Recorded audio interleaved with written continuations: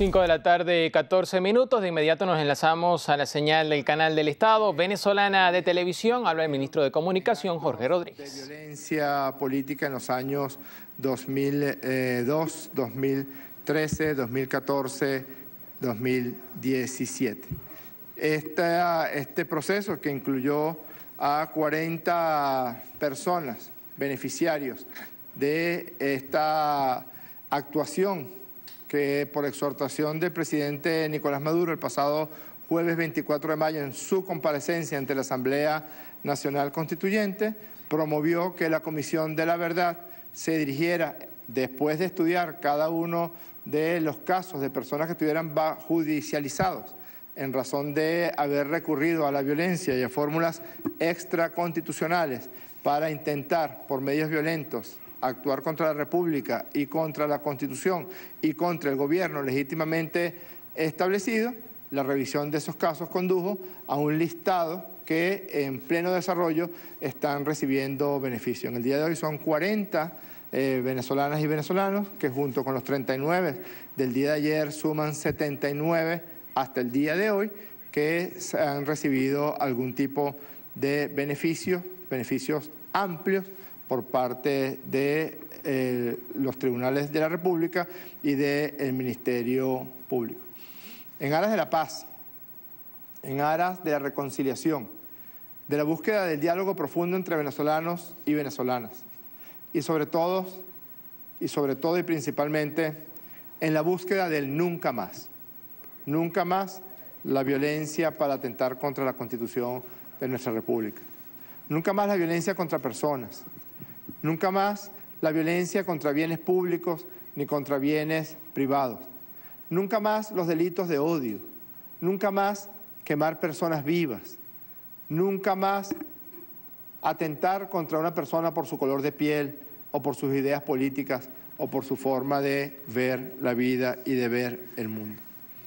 El presidente Nicolás Maduro quiere, en primerísimo lugar, saludar y felicitar un comunicado que ayer leyó el Comité de Víctimas de la Violencia Política en el marco de este proceso de liberaciones, de este proceso de beneficios amplios para aquellas personas que hubieran actuado con violencia o contrariando las leyes de la República. Son familiares de las víctimas que, como una verdad de perogrullo, debemos decir que si existen familiares de las víctimas, quiere decir que hubo víctimas de la violencia política. Que no es cierto que eran personas que estaban siendo sometidas a la acción de la justicia por sus ideas políticas. Si existe un comunicado de los familiares de las víctimas, es que hay personas que resultaron heridas, que resultaron muertas, que resultaron con algún tipo de discapacidad por la acción violenta de otras personas. El presidente Maduro hace suyo una de las frases llena de humanismo, llena de solidaridad, llena de cristianismo, de ese cristianismo primitivo que estaba basado en el perdón. Se hacen solidarios el Comité de Víctimas con la solicitud que hiciera el presidente Nicolás Maduro y señalan que nunca más sucedan estos dolorosos hechos de violencia política por parte de los beneficiarios de esta iniciativa presidencial ni por nadie más. Y cierra este comunicado de los familiares de las víctimas: no serán las víctimas las que cierren la puerta a la reconciliación, a la paz y al reencuentro de los venezolanos. Esta gente cuya familia estuvo y está sumida en el dolor por la acción criminal contra sus familiares, contra sus hijos, contra sus esposos, contra sus padres, adquieren una inmensidad, sus actos y sus palabras. Su llamado, su cometido, su pedimento. No serán las víctimas las que cierran la puerta a la reconciliación, a la paz y al reencuentro entre los venezolanos. Digo esto porque en estos 2 días en que se ha dado este proceso histórico de beneficio a personas incursas en delitos de violencia, hemos visto cómo los medios de comunicación internacional no hacen otra cosa que tratar de exaltar el odio nuevamente, de minimizar las acciones de quienes cometieron delitos y sobre todo de desaparecer del panorama comunicacional, del panorama periodístico, estos comités, estos familiares, estas madres, estas esposas, estos hijos, que también tienen derecho a ser escuchados, que tienen derecho a ser reparados. Es por eso como, a pesar de que son amplios beneficios procesales para un grupo de venezolanas y venezolanos en aras de la paz y en aras de la reconciliación, quienes cometieron delitos graves como el delito de homicidio, quienes cometieron delitos de odio grave como quemar personas vivas o lincharlas por sus ideas políticas, por su color de piel, no están siendo sujetos a estos beneficios. Hay que decirlo todo. Algunos de los listados que hemos visto de estas supuestas ONG, que no son otra cosa que traficantes políticas del dolor ajeno, habían en esos listados homicidas, habían en esos listados narcotraficantes, habían en esos listados incluso personas que, cometiendo un delito común, descuartizaron a una mujer viva. Y eso fue una noticia ampliamente conocida en Venezuela. Por supuesto, no pueden ser sujetos de ningún tipo de beneficio quien incurra en delitos tan graves. En ese sentido llamamos a la mesura, llamamos al comedimiento y llamamos sobre todo a estrechar la mano que se les está tendiendo a todas y a todos para la paz, para el diálogo, para la discusión fecunda, como debe ocurrir en cualquier régimen político democrático, y el venezolano es uno de los más robustos del mundo entero. No atiendan a los guerrilleros del Twitter, que desde Miami se sirven un whisky 18 años y desde allí empiezan a insultar y empiezan a boicotear este proceso de paz.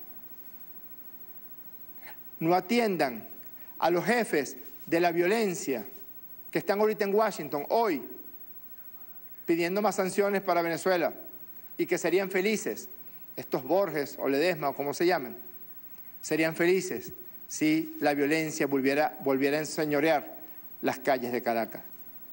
Nunca más, como dicen los familiares de las víctimas, nunca más la violencia. Esos dueños, jefes de la violencia, además, son racistas incluso con los beneficiarios. Entre ayer y hoy, 79 personas han sido liberadas, pero ellos solamente hablan de 5 o 6, los mediáticos, como los llaman ellos. Tenemos el caso trágico de que victimarios que fueron sometidos a la justicia venezolana por su condición de victimarios son también víctimas porque no son atendidos por estas ONG traficantes de carnes, traficantes del dolor ajeno. Insistimos en nuestro llamado a la paz más allá de los guerrilleros del Twitter, sobre todo y principalmente de aquellos jefes de la violencia que viven fuera del país en los actuales momentos.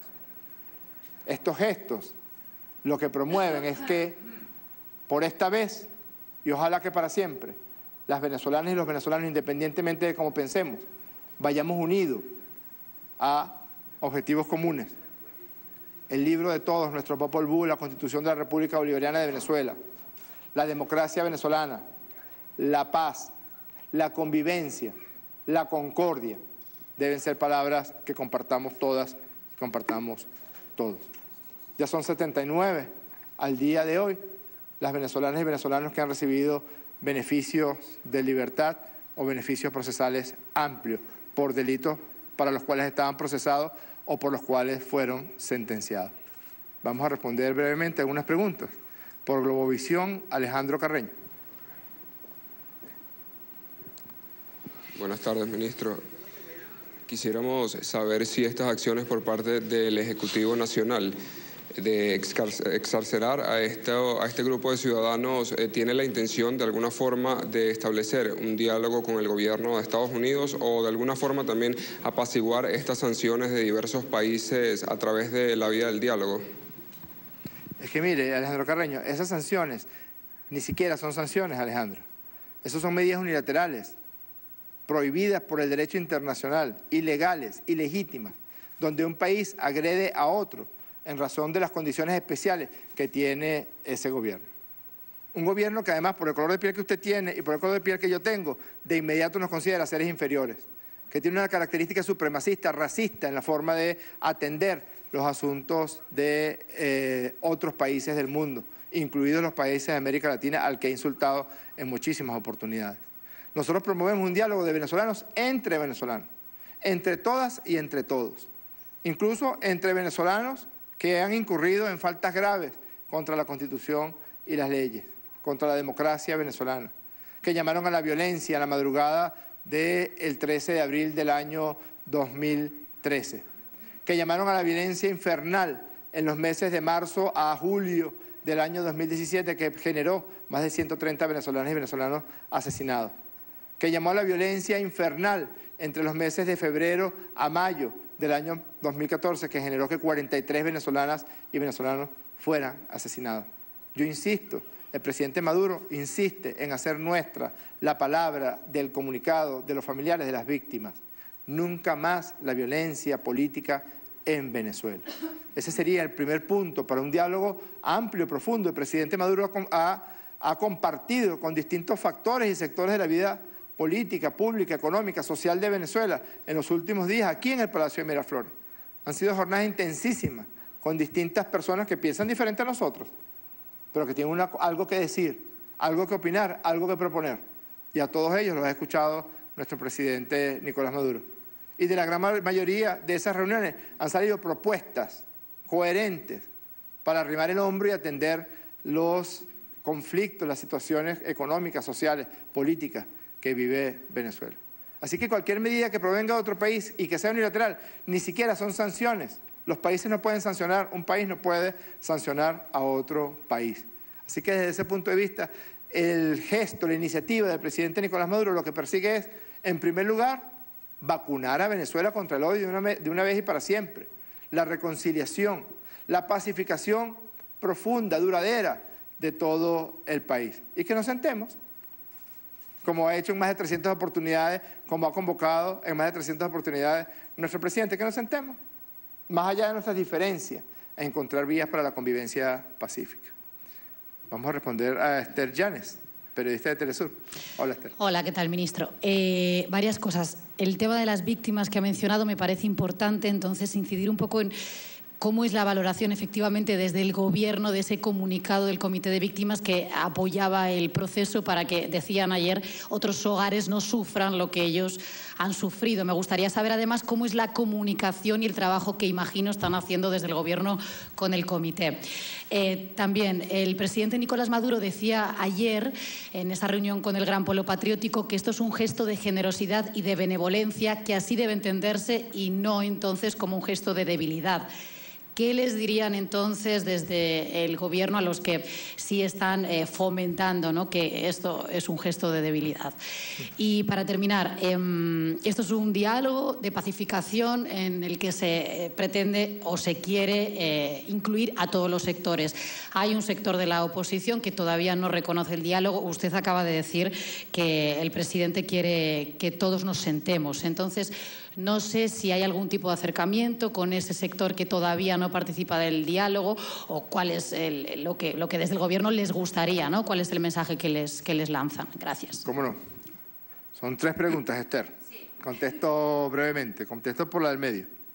El presidente Nicolás Maduro acaba de obtener el 68% de la votación de las elecciones presidenciales el pasado domingo 20 de mayo, con una importante participación, a pesar de que el candidato perdedor en esas elecciones hizo todo lo posible por boicotear su propio desempeño electoral. Veníamos con una proyección de participación de más del 65% y las declaraciones completamente anodinas, completamente desacertadas que hiciera este candidato generaron una caída, sobre todo en la participación de la votación de la oposición venezolana, que se proyectaba como una buena participación en las primeras horas de la mañana. Es decir, que el presidente Maduro obtuvo un porcentaje de votación que desde 1947 no obtenía ningún candidato presidencial en Venezuela. Desde esa fortaleza, desde ese mandato profundo que le dio el pueblo de Venezuela, el presidente Maduro cumplió la primera de las promesas que hizo, si gano la presidencia de la República en las elecciones del 20 de mayo, voy a convocar a un diálogo profundo al pueblo de Venezuela y a los factores políticos, económicos y sociales. Y si algo ha caracterizado al presidente Nicolás Maduro, es que es un hombre de palabra, que cumple con la palabra, que cumple con las promesas que hizo al pueblo de Venezuela. Prometió una revolución económica para derrotar de manera definitiva las acciones criminales de la guerra económica, y júrenlo, esa revolución económica va a acabar para siempre con la guerra económica en Venezuela y con las distorsiones que esa guerra económica origina. Y prometió el diálogo, consolidar la paz de todas y de todos. Así que de esa manera es que debe ser leído. Desde la fortaleza de una profunda victoria, de una inmensa victoria, de una épica victoria electoral, desde esa fortaleza, pues la magnanimidad. La misma magnanimidad de Antonio José de Sucre en Ayacucho, que inmediatamente después de haber liberado todo un continente, pidió que fuera considerado el enemigo, no como un enemigo, sino ya como un adversario. Nosotros queremos insistir en que así es que debe ser leído. Independientemente de que los guerrilleros de Twitter, miren, este es un mensaje que le mando principalmente a los factores de oposición en Venezuela. Esa gente no vive aquí. Viven en Fort Lauderdale, viven en Weston. Julio Borges vive entre Washington, Madrid, Bogotá, gasta $50.000 por mes, son sus gastos. Ha gastado varios cientos de miles de dólares que nadie sabe de dónde los sacó en pasajes de avión para ir a agredir a Venezuela, a hablar mal de Venezuela, a pedir más sanciones para Venezuela. Ustedes sí viven aquí. Nosotros sí vivimos aquí. Los que vivimos aquí nos tenemos que sentar. Y en el marco de lo que la Constitución dice, acordar. Sobre todo normas de convivencia. Ledesma no vive aquí. Los Guanipas no viven aquí. Capriles vive más en Nueva York que en Venezuela. Rosales se la pasa en República Dominicana, no puedo decir haciendo qué, pero casi todo el mundo sabe qué tanto hace Manuel Rosales en República Dominicana. Los que vivimos aquí tenemos que ponernos de acuerdo. Sobre el Comité de Víctimas, pues de las primeras acciones que tomó la Comisión por la Verdad, la Justicia, la paz y la tranquilidad de las personas fue convocar a todas las víctimas sin ningún tipo de distingo, ni político, ni social, ni económico, absolutamente a todos los familiares de las víctimas de la violencia, sobre todo del año 2017. Y con todos los familiares de las víctimas promovió acuerdos para la reparación, que es una responsabilidad directa del gobierno bolivariano, y el presidente Maduro no solamente ha aprobado todo lo correspondiente a la reparación, sino que personalmente ha asumido la reparación de los familiares de las víctimas. Y además de eso, estos familiares de las víctimas, cada vez que se ha promovido esta exhortación a los órganos de justicia venezolanos, a los primeros que se les pregunta es a estos comités familiares, que siempre han demostrado una inmensa generosidad, una inmensa capacidad para el perdón, y es un mensaje poderoso que deben recibir aquellos que recurrieron a la violencia. Escuchen la voz de las madres que sufrieron la pérdida de un hijo, de los hijos que sufrieron la pérdida de un padre, de la esposa que sufrió la pérdida de un esposo por la acción irresponsable y criminal de algunos. Escuchen. Demuestren la misma solidaridad, la misma capacidad para superar situaciones y vayamos a un gran y profundo diálogo. El diálogo es con todos los sectores que vivimos aquí. Es muy difícil dialogar con personas que están solicitando golpes militares desde el exterior o que sueñan bajarse del portaaviones con la banda presidencial terciada. Como eso nunca va a ocurrir, tarde o temprano van a solicitarnos sentarnos. Ya lo han hecho en otras oportunidades. Nosotros, en principio, queremos sentarnos con nuestros diferentes, pero en un marco constitucional, democrático y legal. Una última pregunta por Venevisión, Maoli Aldana. ¿Cómo está? Buenas tardes, ministro, ¿cómo está? Quería saber, usted habla de una cifra de 79, quería saber al final de este proceso cuántos pudieran ser beneficiados y si se esperan más medidas este domingo. Fíjese, estamos en pleno desarrollo y estamos revisando todos los casos. Me refiero a que la Comisión de la Verdad revisó absolutamente todos los casos, fue la exhortación que le presentó el presidente Nicolás Maduro el pasado jueves 24 de mayo, que todas aquellas personas que hubieran recurrido a la violencia con fines políticos en esos años, pues se revisaran los casos uno por uno. Hoy la cifra de 40 hoy completa 79 y esperen que en las próximas horas seguiremos llevando adelante la iniciativa que tomó el presidente Maduro el pasado jueves 24 de mayo a través de la Comisión de la Verdad, el Poder Judicial venezolano y el Ministerio Público. Muchísimas gracias. Bien, escuchaban entonces ustedes allí declaraciones del ministro para la comunicación. El ministro de Comunicación, Jorge Rodríguez, confirma entonces que este sábado se van a liberar 40 venezolanos en el país. Recordemos que este viernes se liberaron 39.